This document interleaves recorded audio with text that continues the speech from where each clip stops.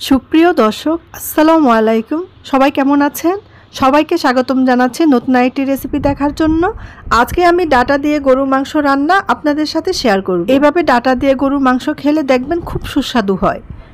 আজকের রেসিপিটি আপনাদের কাছে ভালো লাগলে প্লিজ একটা লাইক দিয়ে শেয়ার করে দিবেন। আর এখনও যদি আমার চ্যানেলটি সাবস্ক্রাইব করে না থাকেন তাহলে প্লিজ চ্যানেলটি সাবস্ক্রাইব করে নেবেন। তো শুরু করা যাক। ডাটা দিয়ে গরুর মাংস রান্না করার জন্য প্রয়োজন হবে ডাটা। এখানে একটু মোটা ডাটা নিতে হবে, কারণ এই মোটা সাইজের ডাটা দিয়ে গরুর মাংস রান্না করলে বেশি মজা হয়। তাই আমি একটা বিশাল বড় সাইজের একটা ডাটা নিয়েছি।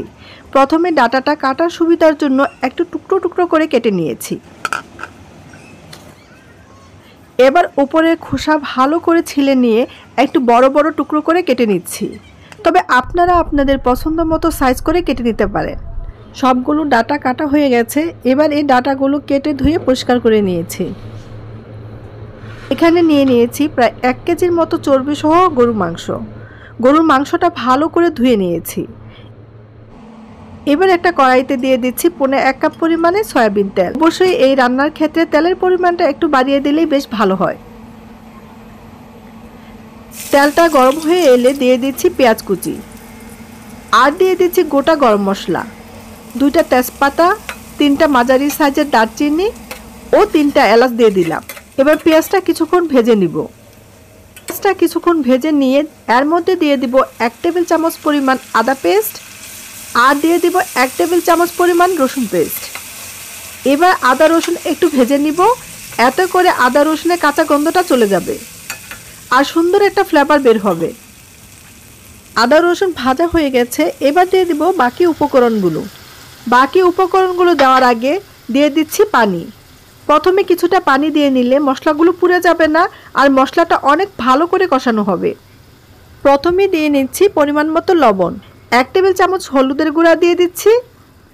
এখানে আমি 1 টেবিল চামচ পরিমাণে মরিচের গুঁড়া দিয়ে দিলাম। তবে মরিচের পরিমাণটা যে যেমন ঝাল খেতে পছন্দ করেন সেই অনুযায়ী দিবেন। দিয়ে দিচ্ছি 1.5 চা চামচ জিরা গুঁড়া, আর দিয়ে দিচ্ছি 1 চা চামচ পরিমাণে ধনিয়া গুঁড়া। এবার সব কিছু লো হিটে কষিয়ে নিব।